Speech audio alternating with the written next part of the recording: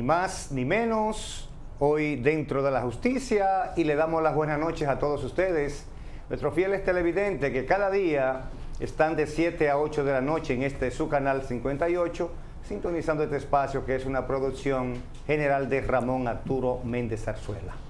Hoy pues tenemos con ustedes a Chesner Calcaño, quien es el co-conductor con nosotros en este espacio, y también a alguien que ya es parte de la producción de este espacio, Juan de Dios, quien pues le agradecemos muchísimo que cada vez que le cursamos una invitación viene desde Santiago a acompañarnos, a llevarle a ustedes orientaciones referente a eso que ustedes necesitan saber. En el día de hoy nosotros quisimos invitarlo como un experto en política internacional, sí. Y también conocedor de toda la política de nuestro país, para que conversemos un poco sobre lo que tiene que ver con los nuevos jueces de la Junta Central Electoral que fueron electos por el Senado, pero también para que nos explique, porque ahí sí somos nosotros muchos desconocedores de lo que sucede en Estados Unidos, esa democracia que a diferencia de muchos países democráticos,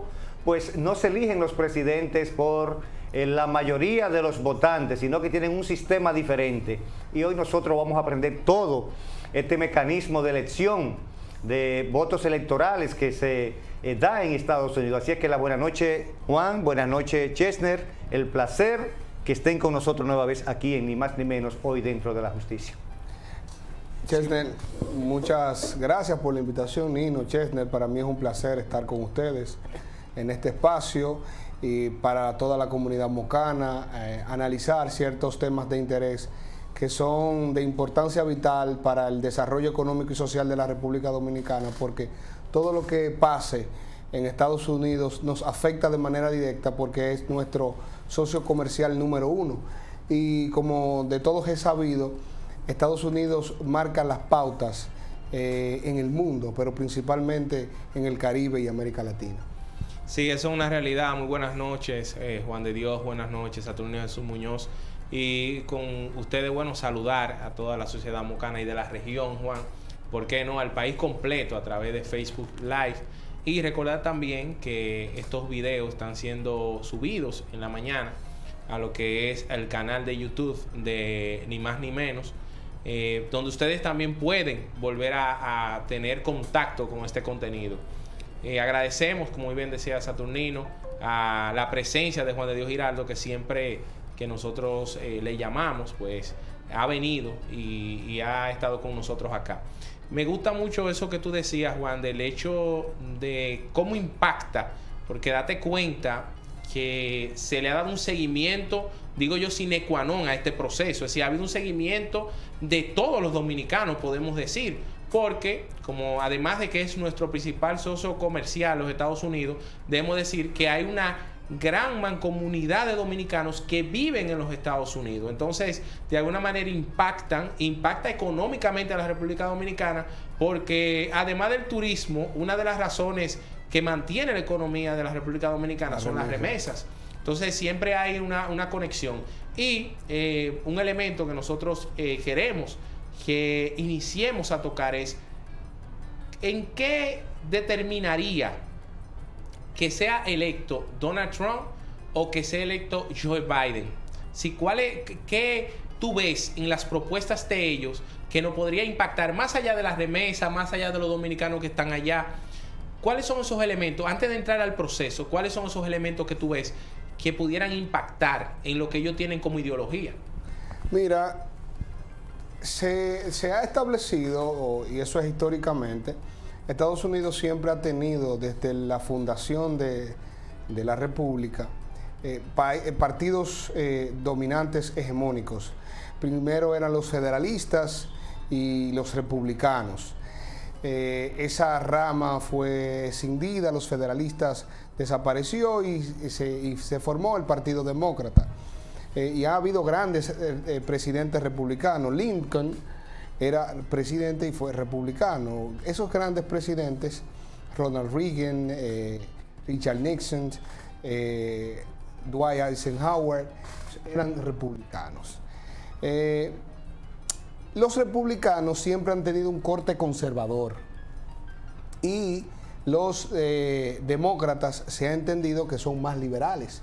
Por ejemplo, las grandes decisiones de la Suprema Corte de Justicia norteamericana, muchas se han dado porque ha habido en muchas ocasiones la mayoría demócrata. Por eso en 1974 vimos una decisión importante, Roe versus Wade, que legalizó el aborto en Estados Unidos. Brown versus Board Education, cuestiones que tienen que ver con la abolición o la discriminación racial, muchas sentencias emitidas o evacuadas por la Suprema Corte norteamericana han estado presididas por jueces de nominación demócrata. En cuanto a qué le beneficiaría a República Dominicana, podríamos decir a simple vista, bueno, que ganara Donald Trump. ¿Por qué? Porque República Dominicana tiene un estrecho vínculo con el ala republicana, especialmente el presidente Luis Abinader, porque su asesor en materia de seguridad fue Rudolph Giuliani. Rudolph Giuliani, alcalde de Nueva York, es abogado del presidente Donald Trump. Mike Pompeo, esa afinidad con el ala republicana, y vimos cómo el presidente Luis Abinader emitió declaraciones que a Estados Unidos se le abrían las puertas de par en par y afianzaríamos los lazos económicos, y de una forma u otra limitamos a la República Popular China a la inversión en cuestiones estratégicas del país. A simple vista podemos decir, a República Dominicana le conviene Donald Trump. ¿Por qué no le podría convenir Biden? Bueno, porque los demócratas siempre se han visto, han favorecido a la República de Haití. Los Clinton, ese grupo, tienen otra agenda más liberal. Ese proteccionismo que ha enarbolado Donald Trump, que ha crecido económicamente el gigante del norte, eso le ha beneficiado en gran medida a la República Dominicana, pero se le critica ese matiz xenófobo, ese comportamiento, ese golpe sistemático contra la comunidad latina. Por eso tiene muchas críticas en Latinoamérica. Sobre todo en Latinoamérica, porque precisamente la parte conservadora de ellos entiende que le garantiza Donald Trump sus intereses. Sí, ese es ese gran matiz. Por eso tenemos cierta rispidez contra el discurso de Donald Trump, porque ha pretendido un proteccionismo, un aislamiento, y eso en gran medida ha beneficiado a muchos estados norteamericanos. Por eso la simpatía, por eso mucha gente no descartaba a Donald Trump, a pesar de que las encuestas ponían a Biden en más de 9 puntos porcentuales, pero eso no se puede ver de esa manera en las elecciones norteamericanas. De manera que nosotros entendemos que es importante mantener las buenas relaciones con Estados Unidos por la dinámica comercial que tenemos, porque los dominicanos residentes en Estados Unidos aportan aproximadamente $6.000 millones en remesas. Aproximadamente 2 millones de dominicanos viven en Estados Unidos. $6.000 millones envían los dominicanos hacia acá. Pero además de eso, el intercambio comercial que tenemos, el Tratado de Libre Comercio, son muchos factores. Nuestra balanza comercial es la número 1 porque es nuestro primer socio comercial. De manera que el interés que le debemos dar a estas elecciones es primordial. Pero yo creo que el interés de la República Dominicana debe estar en que cualquiera de los dos que salga airoso en este proceso electoral mantenga una buena relación con la República Dominicana y podamos seguir con ese sistema de crecimiento y desarrollo que esperamos. Sí, realmente yo quiero acotar con respecto a eso que tú dices, Juan, y es el hecho de cómo los norteamericanos se han sentido más identificados con Donald Trump, y es por el hecho de que los demócratas crearon un proteccionismo a ultranzas con respecto a los latinos. Y sabemos que eso ha lacerado mucho la economía por el hecho de que muchos latinos, y eso es bien sabido, van a los Estados Unidos a tener hijos para vivir del asistencialismo. Entonces, sabemos nosotros de casos, Nino y Juan de Dios, de personas que están hasta vacacionando aquí en el país y se están beneficiando de las ayudas que están dando los Estados Unidos. Tienen una gente allá, ellos les recogen el dinero y se lo envían semanalmente aquí a la República Dominicana. Entonces, muchos a veces se han sentido un poco incómodos, pero fuera lo mismo, yo daría mi palabra que fuera lo mismo, y tú tocabas el tema haitiano, y quiero que luego de la pausa nosotros lo abordemos. Si aquí nosotros protegiéramos con nuestros impuestos, más allá de la protección de salud que se le da a los ciudadanos haitianos, porque aquí la salud del haitiano es gratis, pero aquí un dominicano sin seguro no puede ir a un hospital, nosotros también nos quejáramos. Entonces es una situación también de proteger a los suyos. Pero, y ahí quiero yo también establecer, independientemente de todo, sus decisiones, lo que pasa es que él es un poco locuaz, pero sus decisiones en materia económica, que supone que su equipo económico lo maneja, ha beneficiado y ha permitido que la crisis en los Estados Unidos no sea tan grande. Nosotros queremos, Juan, que tú nos hables un poco de cómo se da la dinámica electoral en los Estados Unidos. Sí. Desde el asunto de los debates hasta cómo se da lo de calidad de voto y de dónde viene eso, por qué, de dónde nace eso. Pero eso lo vamos a hacer luego de una breve pausa comercial, así que no le cambien.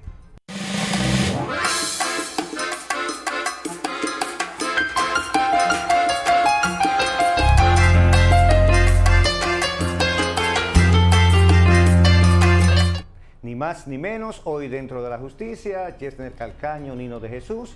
Y hoy tenemos a Juan de Dios, un experto en política internacional, que nos está analizando inicialmente en esta primera parte del programa lo que está sucediendo en el mundo, porque lo que pasa en Estados Unidos es, podríamos decir que es lo que está pasando en el mundo, como bien explicaba Juan de Dios y Chesner, porque impacta de manera directa a nuestro país y a gran parte de la población mundial. Chesner hacía una pregunta inicial y la dejó en el aire a Juan de Dios, a quien le dejamos pues la palabra.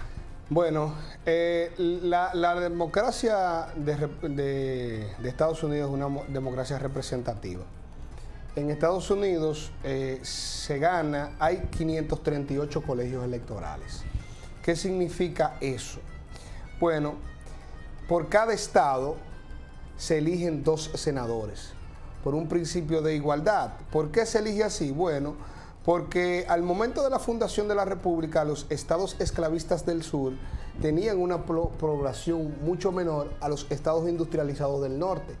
Implicaba que si se iba a elegir por el número de personas, a los estados sureños iban a tener una representación más mínima. Por eso, por un principio de igualdad y un principio de representación, a cada estado se le asignaba 2 senadores. 50 estados, 2 senadores, hay 100 senadores. Ahora bien, hay 435 representantes.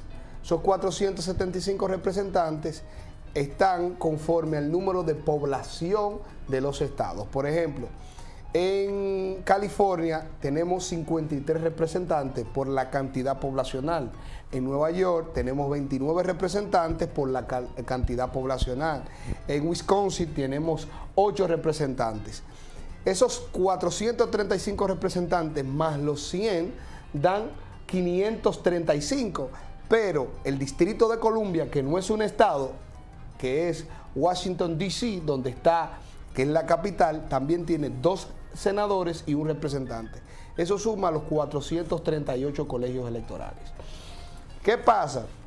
Que en Estados Unidos, quien gana en los estados el voto popular es quien se le suman los colegios electorales.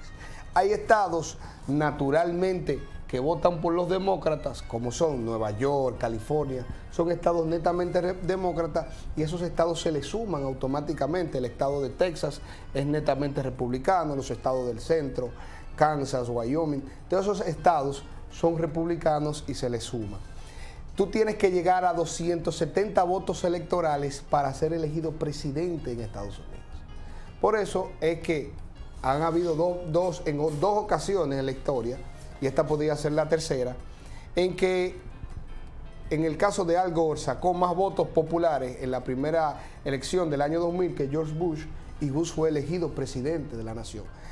En el año 2016, Donald Trump, Hillary Clinton sacó 3 millones de votos por encima, pero fue en el voto popular.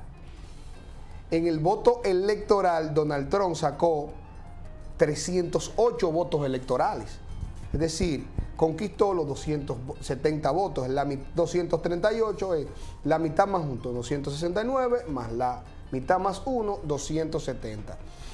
Eso ha tenido muchas críticas en Estados Unidos, porque no es ellos dicen que no es una democracia totalmente fidedigna, porque el voto popular, el voto unitario, contado uno a uno, de cada votante, no es el que gana, sino el voto electoral. Joe Biden ha sido históricamente, con estas elecciones, el presidente más votado de la historia, 72 millones de votos. El que tenía ese récord era Barack Obama con 69 millones de votos, y todavía no es probable que Joe Biden sea presidente. ¿Por qué todavía no es probable? Bueno, porque Biden no ha llegado al número mágico de 270 votos votos electorales. Está en 253. Y todavía restan unos estados claves. ¿Cuáles son esos estados claves que todavía no ha terminado el conteo definitivo? Está Nevada, está Arizona, está Carolina del Norte, está Georgia y está Pensilvania. En los estados de Carolina del Norte, Georgia y Pensilvania, Trump lleva la delantera. Y restan por contar en esos estados entre un 5 y un 10% de los votos. Y la diferencia es mínima. Pero el asunto crítico está en Nevada. Nevada paralizó el conteo de los votos y queda alrededor de un 14%. Y Biden lleva un 11,000 votos de ventaja. Y restan alrededor de 400,000 votos. Entonces, todavía no se le puede dar como ganador a Biden, porque si Biden pierde en Nevada, no le van a dar los votos electorales. Pensemos que él se quede con Arizona, que son 11 votos electorales, más 254. 253 más 11 son 264, que es lo que le están dando, le están proyectando en el momento. Faltarían 6 votos electorales, que es el estado de Nevada. Pero en los demás estados, Trump está ganando. Si Trump se adjudica a aquellos estados, por ejemplo, Pensilvania tiene 20 votos electorales. Georgia tiene 16. Carolina del Norte tiene 10.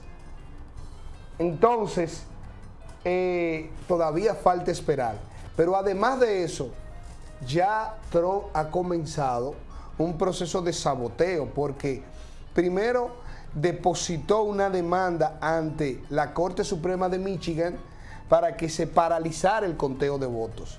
¿Por qué le está solicitando el paralizar el conteo de votos? Bueno, porque en Estados Unidos entró en esta nueva elección una nueva modalidad, y es el voto anticipado. Los norteamericanos, 102 millones de norteamericanos votaron anticipadamente antes del 3 de noviembre. ¿Qué implicó eso? Y Bernie Sanders lo dijo.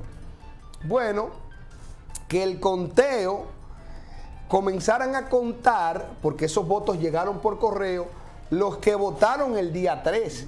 Y en muchos estados como Michigan, Wisconsin, Pensilvania, llamada la zona de acero, porque produce mucho el cinturón de acero, el cinturón industrial norteamericano, a las 10 de la noche Trump se proyectaba como el ganador de esos estados. Y se proyectaba el ganador de esos estados por el voto anticipado que no se había contado, porque llegó por correo. Y entonces se estaba contando el voto presenciales de ahí. Por eso es que Trump sale a las 2 de la mañana y dice, hay un fraude. ¿Me entienden? Entonces, él incoó una demanda ante la Corte Suprema de Michigan solicitando paralizar el conteo de los votos. No se cuenta más. dijo, no se cuenta más porque los votos electorales dicen que están haciendo un fraude. Ya Biden había analizado eso. Pero también incoó una acción judicial en la Corte Suprema de Michigan. Pero ambas fueron rechazadas ya. Sí, pero hay muchísimas... También están incoando demandas en Pensilvania para paralizar el conteo de votos. Y dirán, ¿qué va a pasar? Bueno, eso puede traer una crisis institucional. En el año 2000 se presentó dicha crisis. En este caso, y muchos son muy conservadores en decir, hace 8 días Trump confirmó a la juez Barrett, una juez de corte ultraconservadora que fue ratificada por el Congreso en sustitución de la juez Ruth Ginsburg, que había fallecido, una juez muy liberal. Entonces, en la balanza de poder en la Corte Suprema norteamericana está 6-3.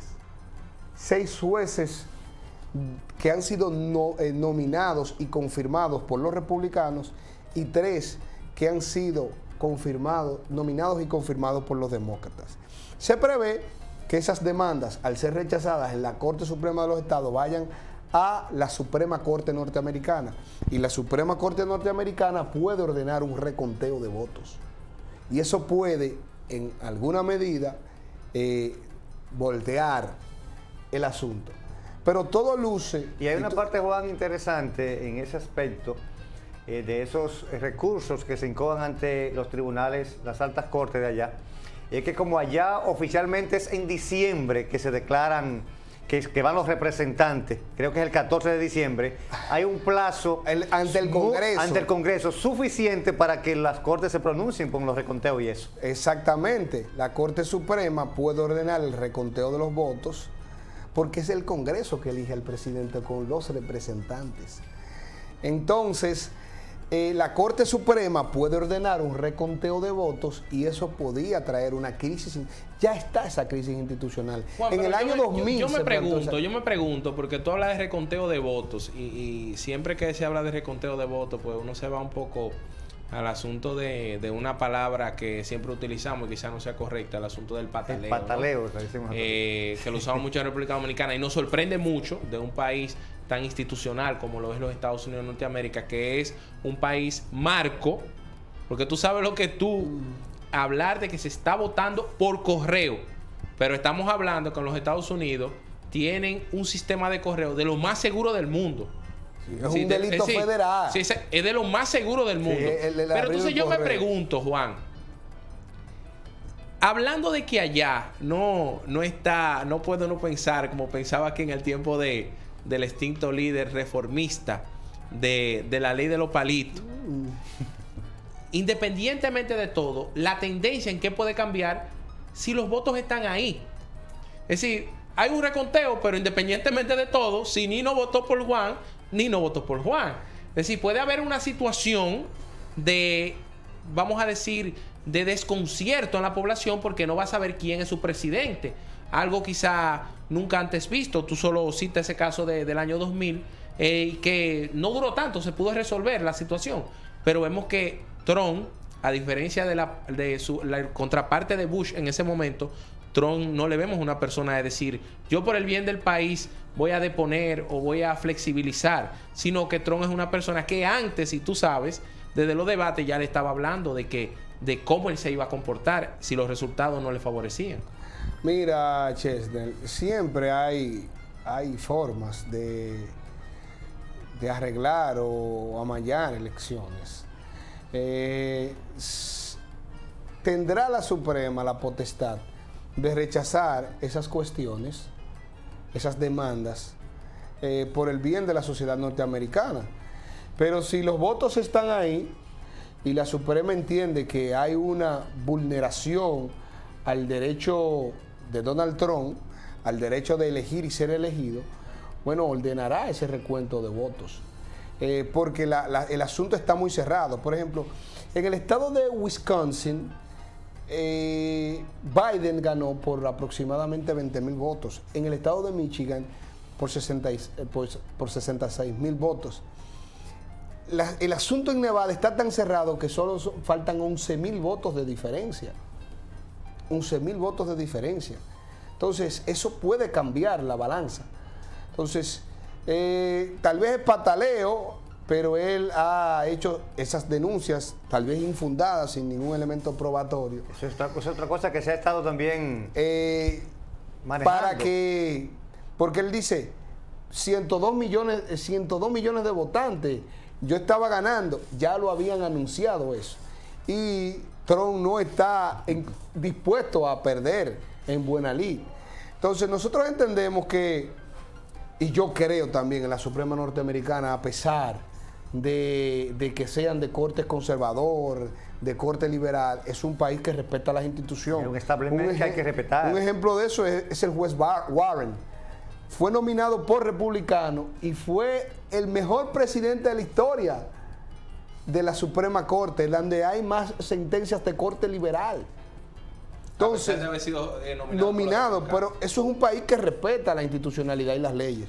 Nosotros esperamos que se respete para el bien de la sociedad mundial y de que nosotros somos dependientes del gigante del norte. No, que si hay una crisis política que Nos generaría afecta una crisis económica en los Estados Unidos, más la la situación crisis del COVID, imagínate tú, es decir, estaríamos nosotros viendo a los familiares que tenemos en los Estados Unidos pues pasando por una situación calamitosa, indeseable, ¿no? Y que eso va a repercutir de manera directa a estos países que dependen de la estabilidad de los Estados Unidos, porque Estados Unidos determina a muchas naciones de Latinoamérica no solo en el aspecto económico, sino en el aspecto político. Sí. Y tú ponen los boleros. sí, es una realidad. Es decir, muy bien, como tú decías, por eso veíamos que por un lado el presidente Luis Abinader, por algo diría yo de conveniencia política, porque es mejor tú tener la vía de comunicación directa con la Casa Blanca, como lo hemos tenido por mucho tiempo, pero date cuenta que Leonel Fernández, la Fuerza del Pueblo, estaba abogando por Biden. ¿Pero es por qué? Es porque Leonel Fernández es más cercano a la administración demócrata. Entonces, yo creo que también eso es un elemento que debe jugar la República Dominicana, pero en materia de política exterior, y me gustó algo que tú decías, tenemos también que ser cuidadosos, porque al final de la jornada, sea quien sea que esté ahí, nosotros tenemos, por el interés que tenemos siempre que tener, en el hecho de que tenemos muchos dominicanos allá, de tener una buena relación con quien sea que esté en la administración de la Casa Blanca. Entonces yo me hago también la pregunta, Juan, porque tú dices, está dividida la nación norteamericana. ¿Qué tan determinante tú entiendes que fue el voto de aquellos ciudadanos norteamericanos que tienen raíz latina? ¿Qué tan determinante tú entiendes? Realmente eso fue muy cuantioso para determinar vamos a decir, las elecciones. Y tú que vemos todos esos representantes, vemos un dominicano, Adriano Espaillá, que volvió a ser reelecto como senador. ¿En qué tiempo entiendes tú? Congresista, ¿no? Que es lo que aquí nosotros conocemos como diputado, ¿no? Sí. ¿En qué tiempo entiendes tú que estará copando los latinoamericanos en otros cargos también de mayor importancia en la política de los norteamericanos? En los próximos 20 años se estima que la comunidad latina sea mayoría en Estados Unidos. En estas elecciones la comunidad latina representó un 14% del electorado. Votaron más de 15 millones de latinos. Nosotros ya somos más que afrodescendientes en Estados Unidos. Por ejemplo, en principio se estaba combatiendo el estado de Texas, porque demográficamente Texas, las grandes ciudades, San Antonio, Dallas, Houston, están colpadas de latinos. Trump ganó por más de 500,000 votos, pero anteriormente ganaba por más de 1 millón de votos. Arizona es el mejor ejemplo de la comunidad latina. Texas tiene 38 representantes. Sí. Arizona es el mejor ejemplo de la comunidad latina. Demográficamente Arizona cambió. Hace 40 años no ganaba un demócrata Arizona. ¿Pero por qué cambió? Porque demográficamente ha cambiado, porque se ha llenado de latinos. Otro punto fundamental es la Florida.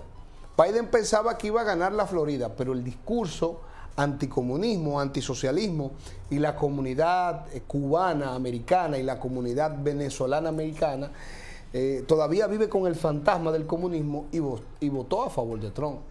Porque recordemos que los gobiernos demócratas comenzaron un acercamiento con Cuba y se rompieron todas esas negociaciones. Hasta una embajada, Barack Obama, se abrió en La Habana y eso se interrumpió con la administración Trump. Por eso vimos que Miami-Dade, lleno de cubanos americanos, votaron a favor de Trump. Votaron a favor de Trump. Entonces, la comunidad latina sigue en crecimiento y ha sido determinante. Otro ejemplo de la comunidad latina que ha sido determinante, se está peleando un estado sureño como Georgia y como Carolina del Norte, porque la comunidad latina sigue creciendo, porque demográficamente nos estamos extendiendo y somos de corte más liberal, somos afín a los demócratas. Y eso ha tenido un peso fundamental en que muchos estados están siendo más peleados y más reñidos. Y la comunidad latina, como te dije, en 20 años es muy probable que constituya la mitad del electorado en Estados Unidos. Bueno, realmente que hemos tenido con Juan de Dios Giraldo una exquisita exposición para que ustedes, nosotros también somos un poco neófitos en esa parte, pero conozcan cuál es la forma. Me decía a mí hoy una compañera de trabajo, yo quiero que tú me expliques por qué que sacan, no necesariamente que saca más votos pierde. Y yo le dije, si tú sintonizas el programa del día de hoy, vas a entender perfectamente esta dinámica. Yo creo que pues Juan de Dios hoy la ha explicado. Nosotros vamos a ir a una breve pausa y vamos a volver entonces con un tema no menos interesante para los dominicanos, los nuevos integrantes de la Junta Central Electoral de la República Dominicana. Así que no le cambien.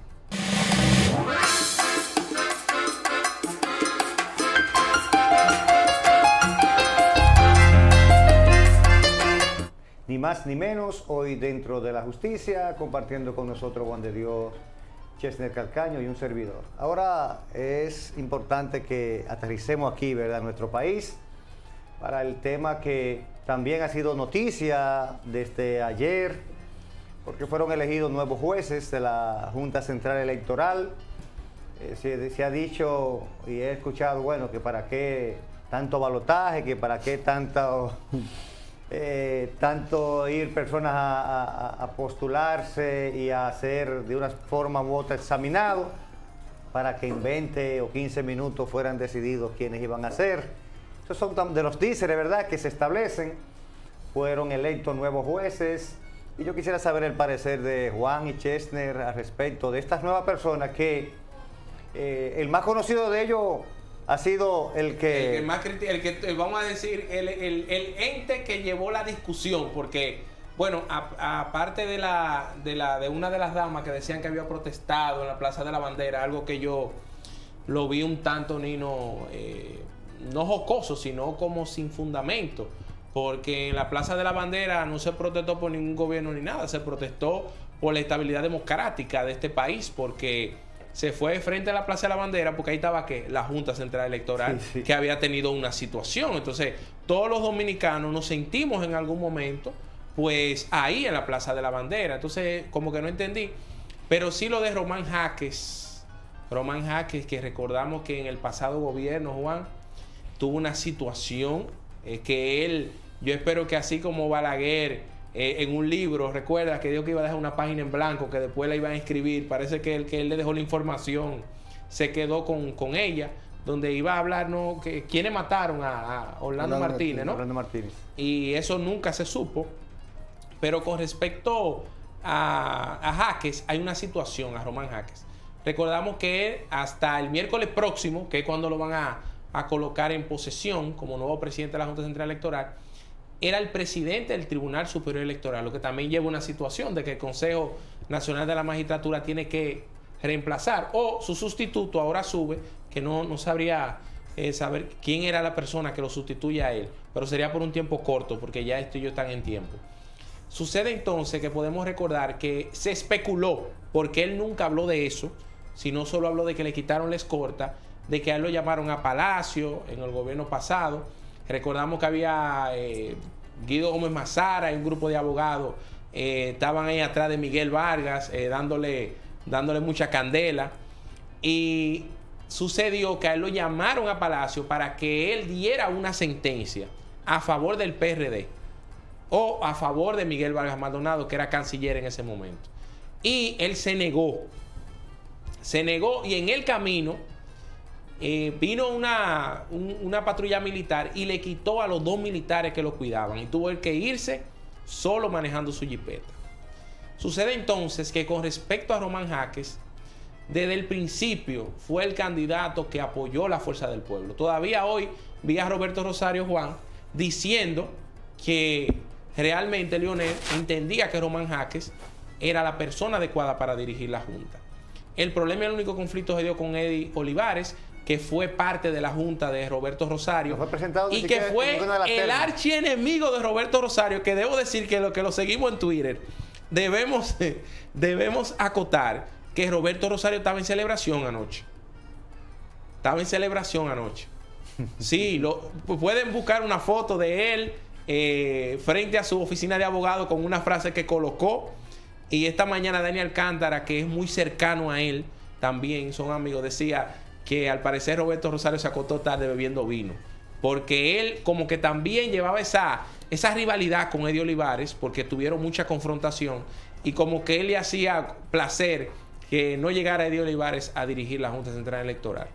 Yo debo decir, Juan, para darte la palabra, que mucha gente han criticado la nueva Junta Central Electoral. Yo soy una de las personas que critiqué no la nueva Junta, sino lo que se hablaba del concepto de independiente. Yo vi hoy a Eddie Olivares, que cabe también establecer que hoy se pronunció y dijo: yo solo voy a hacer un análisis legal. Yo entiendo que debe primar el principio de separación de poderes. Yo a eso le llevo un poquito de discusión, porque ningún líder político, al menos que quiera, cede poder. Y si cede poder, lo cede porque lo quiere ceder. Entonces, Luis Abinader fue coherente, hay que decirlo. Él fue coherente en establecer que el PRM no quería a nadie en la Junta, ni en ninguna alta corte, que tenga vinculación partidaria. Vinculación partidaria. Eddie Olivares, si bien es cierto que hizo un excelente trabajo en la Junta, dio la pelea ahí con Roberto Rosario, pero Eddie Olivares, creo que hasta compadre de Hipólito Mejía es, creo. Son compadres ellos. Y él fue vocero de la candidatura de Hipólito Mejía. Me dio un poquito de dolor, de incomodidad, porque en una entrevista que le hicieron a él hace un mes, él decía, le preguntaban: pero Eddie, ¿a ti no te han ofrecido alguna posición? Y él decía: cuando el PRM ganó, esa misma noche, a mí me llamaron amigos que trabajan en la Junta y amigos de fuera, y me dijeron: Eddie, nos vemos en la Junta. Es decir, yo me reservé para la Junta Central Electoral. Y hoy él dijo, le hicieron una pregunta: si a usted le ofrecen un cargo en el gobierno, ¿usted lo tomaría? Y dice: es que yo no estoy buscando trabajo. Yo no estoy buscando trabajo. Yo quería formar parte de la Junta porque quería participar de la institucionalidad democrática. Y desen en cuenta, Juan y Nino, que las personas que critican cómo se eligió la Junta, que yo también critico el hecho, más de 300 participantes. Yo sé que esos senadores estaban de esa comisión hastiados. Yo entiendo, Juan y Nino, que debe buscarse una forma, no sé. Yo a veces digo que hay gente que se somete a la burla también, Nino. Eso es verdad. Porque yo soy de los que creo, y me disculpan, que esas personas, igual que hicieron con Castaño, Guzmán, aunque no hubieran ido, esa era la gente que iban a elegir. Porque la decisión de las altas cortes y de la Junta es una decisión política. Es una decisión política. Pero todo el mundo ha criticado el asunto de la independencia. Que yo digo que no hay gente independiente, sino personas que toman decisiones con independencia. Pero la calidad de esas personas en materia de currículum, como decía Eduardo Jorge Prat esta tarde, dice, es incuestionable. Así es. Y la carrera que ellos han agotado también. ¿Qué tú piensas, Juan? Mira, Chesnel, nosotros debemos seguir apostando a un mejor país donde sea decente la práctica política y que las instituciones, por ejemplo, la Junta Central Electoral, el Consejo Nacional de la Magistratura, la Suprema Corte de Justicia, el Tribunal Constitucional, el Tribunal Superior Electoral, esté conformado por personas con calidad moral, con calidad intelectual, pero sobre todo que le duele el país y no el interés particular de un partido político. La escogencia de Ramón Jaque me parece excelente porque es una persona que ha hablado por sentencias y ha tenido los pantalones para emitir decisiones apegadas al derecho. Entonces, me pareció correcta la elección. Pero aparte de eso, yo creo en la independencia y debemos creer en la independencia de la Junta y lo ha manifestado el presidente Luis Abinader. Y esa Junta, entiendo yo, que tiene matices de independencia. Y esos matices de independencia ayudarán a seguir fortaleciendo la democracia en República Dominicana. Porque en la medida en que se fortalezca la democracia en República Dominicana, tendremos un mejor país. Y tendremos un órgano que lamentablemente en el último periodo fue sujeto de muchas críticas y de desconfianza de la población. Y cuando nosotros elegimos un árbitro, ese árbitro debe ser independiente y debe salvaguardar el voto, la democracia, de que cada uno de los dominicanos, cuando depositemos un voto, estemos seguros que ese voto será contado a favor de aquellas personas que realmente se haya elegido. Pero además de eso, no solamente en materia electoral. El registro civil. El registro civil debe mejorarse y se mejoró. Son muchas cuestiones que deben mejorarse para nosotros tener una mejor institucionalidad. Por ejemplo, se eligió el abogado Samir Isa, un gran jurista. Excelente. Eso ayuda. Mujeres preparadas con un currículum y una hoja de vida que realmente van a fortalecer la institucionalidad. Que hay una de las damas que es la encargada del registro civil a nivel nacional en la Junta, que tiene varios años. Hemos dado pasos meteóricos en cuanto al registro civil. Y hay otra dama que yo creo que también... especialista en asuntos de informática, que fue la primera que trabajó la plataforma Zoom y la videollamada en el país. Nosotros debemos mejorar, Chesner, esa cuestión. Nosotros debemos llegar a un momento y con el consenso de los partidos políticos en mejorar el sistema de votación. Ya nosotros no podemos estar con ese sistema de votos por papeleta. Debemos llevar un sistema automatizado de manera en conjunta con un sistema para nosotros saber el resultado de las elecciones en cuestiones de minutos, en cuestiones de tiempo récord, porque a veces nos llevamos de angustia. Por ejemplo, saber quién ganó como diputado, eso es un problema terrible en este país. Y sabemos también lo que pasa en las juntas electorales municipales, con los delegados, con todo. Pero también esa junta electoral, los partidos políticos, todos los que inciden en el sistema electoral dominicano, debemos mejorar también esa ley de los procedimientos electorales. Entonces, la ley de partidos políticos debe también modificarse y mejorarse. Y que esperamos, Juan, que por una vez y por todas, nosotros podamos tener una cédula inteligente, no una cédula bruta como tenemos. Sí, eso. Yo creo que un país con tanta... Porque en este país hay mucha gente que tienen empresas de tecnología que pueden hacer una cédula que permita a Nino que en un solo plástico nosotros podamos tener carnet de manejo, que podamos tener hasta nuestro carnet profesional y nuestra cédula de identidad. Eso sirve hasta para la seguridad nacional. Una cédula inteligente donde se conecte a un software, donde la policía te pueda parar y hacer un registro,